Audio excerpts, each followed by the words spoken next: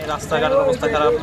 এই এলাকায় যে যতগুলা খাল আছে সবগুলাই তো ভরাট হয়ে গেছে, পানিটা যাবে কোন দিক দিয়ে? পানি নিষ্কাশনের সমস্যা, জলাবদ্ধতায় মানুষ কষ্টে আছে, এখনো কোনো কেউ ত্রাণ সহায়তা পায়নি।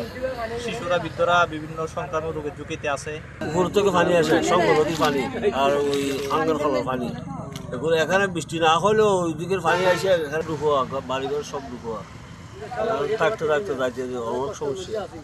আমাদের পাড়া প্রতিবেশী অনেকজনের এমনি পানি বাড়ি অনেক ডুবে গেছে, পানির মধ্যে আছে। তারপর অনেকে আছে, অনেক জায়গায় চলে গেছে।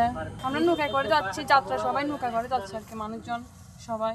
আমাদের সাতকানিয়া, লোহাগড়া, চন্দনাইশ, বাঁশখালী, হাটহাজারী, ফটিকছড়ি এই পুরো এলাকাটি প্রায় অনেকাংশেই পানির নিচে। তার মধ্যে সাতকানিয়ার অবস্থা আজকে আমি নিজে এসে দেখলাম, প্রায় 90% এই উপজেলার 17টি ইউনিয়নই কিন্তু পানির নিচে প্লাবিত হয়েছে, পানি দ্বারা প্লাবিত হয়েছে। মানুষ প্রায়, আপনি যেটি বললেন, প্রায় 4 লক্ষের মতো মানুষ পানিবন্দী আছে।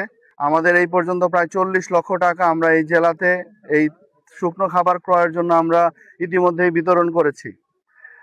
এর বাইরে 200 মেট্রিক টন চাল বিতরণ করা হয়েছে।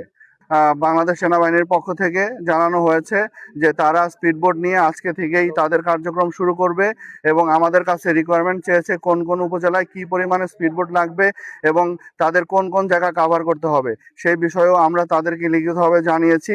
তারাও আজকে থেকেই তারা কাজ শুরু করবে।